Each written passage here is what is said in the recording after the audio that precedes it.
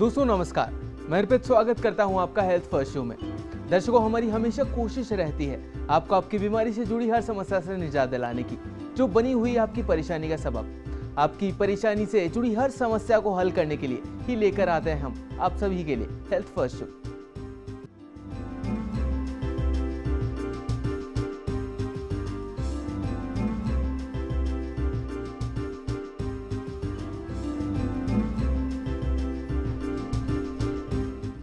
दर्शकों, सबसे पहले मैं आपको बता दूं कि आज हम बात करेंगे कि कैसे आप बिना ऑपरेशन के हृदय रोगों से मुक्ति पा सकते हैं। जैसा कि आजकल का लाइफस्टाइल काफी बदल रहा है, बाहर का खाना, स्ट्रेस भरी लाइफ, हेल्दी फूड को अवॉइड करने से बीमारियां सामने आने लगती है, सेहत पर काफी असर पड़ने लगता है। और ऐसे में जो बीमारी सबसे ज्यादा लोगों में पैदा हो जाती है वो है हार्ट की बीमारियां। हमारा खाना पीना, डेली रूटीन इस तरीके का हो गया है कि सारी बीमारियों का भार हमारे हार्ट पर आता है। कोलेस्ट्रॉल की प्रॉब्लम बढ़ने लगती है, हार्ट अटैक, ब्लड प्रेशर, ना जाने कितनी सारी परेशानियां सामने आती है। तो क्यों ना हम ऐसी लाइफस्टाइल जिए कि आप इन बीमारियों से बचे रहें और इनसे होने वाले खर्चों से भी। दोस्तों, आज हमारे साथ हमारे स्टूडियो में मौजूद हैं डॉक्टर बिमल छज्जर जी, जो कि हृदय रोग विशेषज्ञ हैं। डॉक्टर साहब, आपका बहुत बहुत स्वागत है हमारे शो में। Thank you so much. Sir, सबसे पहले मैं आपसे जानना चाहूँगा कि हार्ट से जुड़ी बीमारियाँ होती क्या है। बिकॉज अक्सर देखा गया है कि इंडिया की जो पॉपुलेशन है 127 करोड़ लोग रहते हैं इंडिया में, तो उसमें सबसे ज़्यादा जो लोगों में देखी जाती है वो हार्ट की बीमारी देखी जाती है। तो सबसे पहले मैं आपसे जानना चाहूँगा, क्या है हार्ट की बीमारी? देखिए, हार्ट का बीमारी का मतलब है हार्ट की अपनी जो ब्लड सप्लाई है, जो ट्यूब्स उस ब्लड सप्लाई को करता है, उन्हीं के अंदर चर्बी जम जाना, कोलेस्ट्रॉल, ट्राइग्लिसराइड जम जानी। तो धीरे धीरे हार्ट की ब्लड सप्लाई बंद हो जाती है, कम हो जाती है, और ये ब्लॉकेज जब 70-80% तक पहुंच जाती है तब मरीज को चलने में, छाती में दर्द या सांस फूलने लगती है और रुकते ही ठीक हो जाता है। ये हार्ट की बीमारी के लक्षण है और ये बीमारी आज बहुत ज़्यादा फैल चुकी है, करोड़ों में नंबर पहुंच चुका है। सर, मैं आपसे ये भी जानना चाहूँगा कि क्या क्या रीजंस होते हैं हार्ट की बीमारी होने के पेशेंट में, क्या किस रीज़न से होती है? देखिए, बीमारी बड़े सालों में होती है। शुरुआत करीब 15-20 साल में शुरू हो जाती है और फिर वो ब्लॉकेज बढ़ती जाती है, और उसका मेजर कारण है हमारे खाने में तेल का सेवन, और ट्राइग्लिसराइड तेल का दूसरा नाम है, और कोलेस्ट्रॉल खाने का मतलब होता है कि नॉन वेजिटेरियन खाना और एनिमल फूड जैसे कि मिल्क। ये सब अगर हम ज़्यादा खाते रहते हैं और मेहनत कम करते हैं, उसके संग ज़्यादा तनाव रखते हैं, ब्लड प्रेशर, शुगर कंट्रोल नहीं करते हैं, फ्रूट्स वेजिटेबल्स नहीं खाते हैं, मतलब लाइफस्टाइल अगर हमारा गड़बड़ रहता है, तो धीरे धीरे ब्लॉकेज बढ़ती जाती है और एक दिन वो 80 ब्लॉकेज के ऊपर जाती है, तब जाके उसको हार्ट की बीमारी कहा जाता है। तो ये बीमारी आज लाइफस्टाइल की सबसे बड़ी बीमारी है और इंडिया में करीब 50 लाख लोग हर साल हार्ट अटैक से मारे जाते हैं। ये बीमारी को हम लोग रोक भी सकते हैं। सर, अगर आप लाइफस्टाइल की बात कर रहे हैं तो लाइफस्टाइल किस तरह का होना चाहिए फिर? अगर हार्ट की बीमारी से कोई आदमी बचना चाहता है तो उसके लिए किस तरह का लाइफस्टाइल चाहिए उसे? देखिए, हार्ट की बीमारी का जो जड़ है उसको हटाना बहुत ज़रूरी है।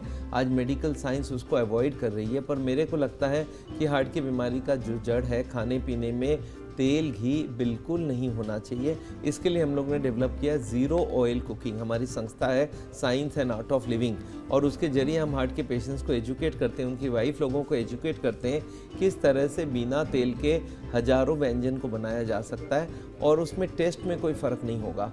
अगर टेस्ट सेम टू सेम हो, खाने में कोई फ़र्क नहीं हो टेस्ट में, तो हमें बिना तेल का भी खाना खाने में तकलीफ़ नहीं होती है। और उसके संग हम लोग चाहते हैं नॉन वेज खाना बंद कर दिया जाए, हर दिन आधा घंटा पैदल चला जाए, और उसके संग वो लोग ब्लड प्रेशर, शुगर को कंट्रोल कर दें, और उसके संग ज़्यादा फ्रूट्स खाएं। स्मोकिंग, सिगरेट, बीड़ी, जर्दा, ये हार्ट के लिए बहुत खतरनाक है, इनको बंद कर दें, और तनाव कम रखें। उसके लिए योग, मेडिटेशन करें, आधा घंटा वॉकिंग करें। अगर ये सब किया जाए तो बीमारी को हम लोग रोक भी सकते हैं, और बहुत अच्छे से करें तो इसको रिवर्स भी किया जा सकता है। सर, आपने तेल घी की बात की कि तेल घी लोगों को नहीं खाना चाहिए अगर हार्ट की बीमारी से बचना है तो, लेकिन अक्सर लोग घी बहुत ज़्यादा मात्रा में खाते हैं और ये कहते हैं कि घी खाने से तंदुरुस्ती बढ़ती है, शक्ति आती है। तो मतलब कितना सही है कि अगर कोई बहुत ज़्यादा मात्रा में घी खाता है तो कितना नुकसानदेह हो सकता है उसे? देखिए, ज़माना बदल रहा है आज से 50 साल पहले एक गांव से दूसरे गांव हम लोग 40 किलोमीटर आना जाना हम लोग कर लेते थे और उसके बाद हल भी चलाते थे, तब घी खाते थे, कोई दिक्कत नहीं, उस वक्त उसका ज़रूरत था। पर आज हम लोग आधा किलोमीटर भी पैदल नहीं जाते हैं, हम लोग कोई तरह की मेहनत करना बंद कर दिए हैं और खाना वही का वही रखे, और इसी की वजह से आप देखेंगे हार्ट की बीमारी की कर्व ऊपर बढ़ते जा रही है। पूरे हार्ट के सिस्टम में इतने पेशेंट्स हो गए हैं कि आज सारे हॉस्पिटल में लाइन लगा के ट्रीटमेंट चल रहा है, पर ये ट्रीटमेंट असली बीमारी को रोक ही नहीं रहा है। बीमारी के जो कारण अगर नहीं हटाएंगे तो बीमारी के नंबर्स बढ़ते जाएंगे और ये बीमारी का हल कभी हो ही नहीं सकता। सर, अगर कोई प्रॉपर लाइफस्टाइल नहीं फॉलो करता, मतलब डेली वॉक नहीं करता, प्रॉपर डाइट नहीं लेता, तो उसे किन किन परेशानियों से गुजरना पड़ सकता है? क्या क्या नुकसान हो सकते हैं उसे? देखिए, सबसे बड़ा तो नुकसान है हार्ट अटैक। इसका क्या मतलब है, हार्ट की बीमारी है और उसको हम रोक नहीं रहे और वो ब्लॉकेज बढ़ता जा रहा है। फिर क्या होता है, ब्लॉकेज के ऊपर एक पर्दा होता है, एक सतह होती है, वो फट जाती है और फटने के 1 मिनट बाद वहाँ पे क्लॉट आ जाती है। क्लॉट आते हैं, उसको 100% ब्लॉकेज बोलते हैं और इसको बोलते हैं कार्डियक अरेस्ट या हार्ट अटैक। आज हार्ट की बीमारी का सबसे बड़ा जो नुकसान होता है वो हार्ट अटैक है और हर हार्ट का पेशेंट इससे डरता है, पर उसको ये नहीं बताया गया है कि किस तरह से इस हार्ट अटैक को हम रोक सकते हैं, क्या करें, किस तरह से हम चलें कि ये बीमारी को हम रोकें और हार्ट अटैक को रोक सकते हैं और हार्ट अटैक हो नहीं उसका बंदोबस्त हो जाए। सर, एक्चुअली क्या होता है कि ब्लॉकेज का पता नहीं लग पाता लोगों को। बहुत से लोग ऐसे होते हैं जो बिल्कुल आखिरी टाइम में जिन्हें जाकर पता लगता है। तो क्या ऐसी कौन कौन सी जांच है जिनसे हम पता कर सकते हैं कि उन्हें हार्ट की बीमारी है?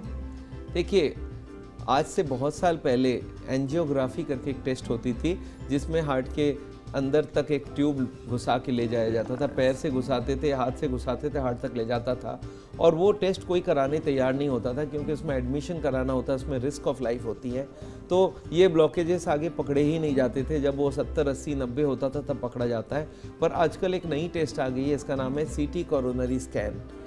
आज पिछले 20 साल में मेडिकल साइंस में अगर सबसे बढ़िया कुछ बात हुई है वो है CT कोरोनरी स्कैन, और ये स्कैन आने के बाद बहुत बड़ा फ़र्क हो गया। कोई भी आदमी अपने हॉस्पिटल में जाए और ये स्कैन करा के 2 मिनट में पता कर सकता है उसकी ब्लॉकेज कितनी है, और ये टेस्ट जयपुर में आजकल 4,500 रुपये में होने लग गई है। तो ये टेस्ट 1 मिनट में आपको बता सकता है आपकी बीमारी कहाँ है और कितने % में है और कौन कौन सी जगह में है। तो ये टेस्ट आज हर आदमी को कराना चाहिए। एंजियोग्राफी का रिस्क ज़्यादा है और हॉस्पिटल वाले एंजियोग्राफी चाहते हैं, और मैं चाहता हूँ एंजियोग्राफी ना करके अगर ऊपर से ब्लॉकेज पता चल जाए तो इससे बढ़िया कुछ नहीं हो सकता। सर, अगर मैं बात करूं CT कोरोनरी स्कैन की जो आप बात कर रहे हैं उसमें और कार्डियोग्राफी में कितना क्या डिफरेंस है? देखिए, एंजियोग्राफी जो करते हैं हॉस्पिटल वाले, वो लोग का पहला काम है कि उनको एक तार घुसानी होती है पैर से हार्ट तक के लिए, करीब 1 मीटर तार अंदर जाती है, वो पूरे बॉडी को स्क्रैच करती है और उसके लिए एडमिट करना पड़ता है क्योंकि इसमें पंक्चर हो गई तो वहीं पे पेशेंट की मौत हो सकती है। तो ये टेस्ट थोड़ा रिस्की भी है और ब्लॉकेज वही पता चलता है। आप देखेंगे एंजियोग्राफी की रिपोर्ट आती है 70, 80, 90, अंदाजन होता है, कोई पक्का नहीं होता है। अगर एक्यूरेट होते तो 71.5 ब्लॉकेज बताते, 83.9 बताते। तो एंजियोग्राफी में ब्लॉकेज अंदाज में ही बताया जाता है और वही बात CT एंजियोग्राफी में भी पता चल सकता है। एक में एडमिट करना है, एक में एडमिट करना नहीं, एक में 15,000 की कॉस्ट है, इसमें 5,000 से कम कॉस्ट है, और 1 मिनट में आदमी पेशेंट ब्लॉकेज पता करके आ जाए। और एंजियोग्राफी के बाद एक और डर रहता है कि हॉस्पिटल वाले वहीं पे पकड़ के ऑपरेशन के लिए राजी कर लेते हैं कि आपका मरने का बहुत टाइम आ गया है, अभी का अभी ऑपरेशन होगा। और मैं चाहता हूँ ये ऑपरेशन को हम लोग ना करें और हम लोग CT स्कैन करके पहले पता कर लें कितनी ब्लॉकेज है, फिर अपने आप डिसाइड करें हमें ब्लॉकेज को बढ़ाना है या ब्लॉकेज को घटाना है। सर, अगर मैं बात करूं तो हार्ट अटैक के जितने भी पेशेंट्स होते हैं उन्हें अपनी डेली रूटीन लाइफ के अलावा फिजिकल एक्टिविटीज़ पर कितना ध्यान देना चाहिए? देखिए, हार्ट अटैक जब हो जाए उसके कुछ दिन बाद से उनको वॉकिंग चालू कर देना चाहिए। पहले शुरुआत करें 5 मिनट से, धीरे धीरे वॉक करें और खाली पेट में वॉक करना चाहिए। खाना खाने के बाद हार्ट के पेशेंट कभी वॉक ना करें, खाना खाने के पहले करें। पहले 5 मिनट से शुरू करें, फिर 10 मिनट, 15 मिनट, 20 मिनट। अल्टीमेटली मैं 35 मिनट उनसे वॉक चाहता हूँ। उनको योगा ज़रूर करवाना चाहता हूँ और उसके साथ उनको खाने पीने में एक तो नॉनवेज खाना बंद करना पड़ेगा, जो मछली, अंडा, मीट है उसको बंद करना चाहिए। दूध में से सारा मलाई निकाल लें और खाना बिना तेल का खाना चालू कर देना चाहिए कि दोबारा कोई हार्ट अटैक ना हो। और अगर उनकी हार्ट अटैक हो गई है, हार्ट की कुछ डैमेज हो गई है, तो आजकल एक नया ट्रीटमेंट है जिसका नाम है नेचुरल बाईपास, जिसमें हम लोग ECP भी हमारे मेडिकल साइंस में बोलते हैं। उसमें अगर हम लोग 35 दिन का इलाज कराएं तो उनका हार्ट का पंपिंग भी बढ़ सकता है, उनकी हार्ट की जो हार्ट अटैक से डैमेज हुआ था उसको भी ठीक किया जा सकता है, और दोबारा हार्ट अटैक ना हो उसका भी बंदोबस्त किया जा सकता है, और इसमें कोई एडमिशन करने की ज़रूरत नहीं है। सर, जो आप नेचुरल बाईपास बता रहे हैं, इसके बारे में कुछ जानना चाहूँगा मैं आपसे। देखिए, ये ट्रीटमेंट एक ऐसी अनोखी ट्रीटमेंट है जिसमें हॉस्पिटलाइजेशन का ज़रूरत नहीं है, और बाईपास जो काम करता है वो ट्रीटमेंट यही करता है। मैं आपको छोटा सा आइडिया दे के बताऊँ कि हमारे हार्ट में जिसने भी बनाया है, भगवान बोल दें, अल्लाह बोल दें, उन्होंने हार्ट में एक एक्स्ट्रा सेट ऑफ ट्यूब छोड़ के रखा है। एक ट्यूब तो है जो बंद हो गई है, और साथ में एक एक्स्ट्रा ट्यूब है। आपको मालूम है हमारे पास 2 किडनी है, एक किडनी एक्स्ट्रा है, वैसे ही हार्ट में भी एक एक्स्ट्रा ट्यूब दिया हुआ है, और वो ट्यूब को अगर हम चालू कर लें तो फिर बाईपास सर्जरी करने की ज़रूरत नहीं है। और वो ट्यूब को चालू करने के लिए अमेरिकन FDA ने 10 साल पहले इस ट्रीटमेंट को मान्यता दी थी, और इसमें एक मशीन होता है, उस मशीन में लेटा के पैरों के चारों तरफ जैकेट्स होती है, उसको दबा के पंप करके हार्ट के जो छोटे मोटे जितने हज़ारों एक्स्ट्रा ट्यूब्स हैं उनको चालू कर दिया जाए, और उसमें नेचर की बाईपास बोलते हैं, मतलब बाईपास भी हो गया और बॉडी कटी भी नहीं, तो हम लोग बोलते हैं बिना सर्जरी के बाईपास करवा लो। और ये ट्रीटमेंट आज अमेरिका में करीब 1200 जगह चल रही है, चाइना में करीब 10,000 जगह है, और इंडिया में भी 200-100 जगह आ गई हैं। अभी बड़े बड़े हॉस्पिटल में भी है, पर वो लोग प्रेफर करते हैं बाईपास एंजियोप्लास्टी, जबकि ये ट्रीटमेंट बिना काटे अवेलेबल है।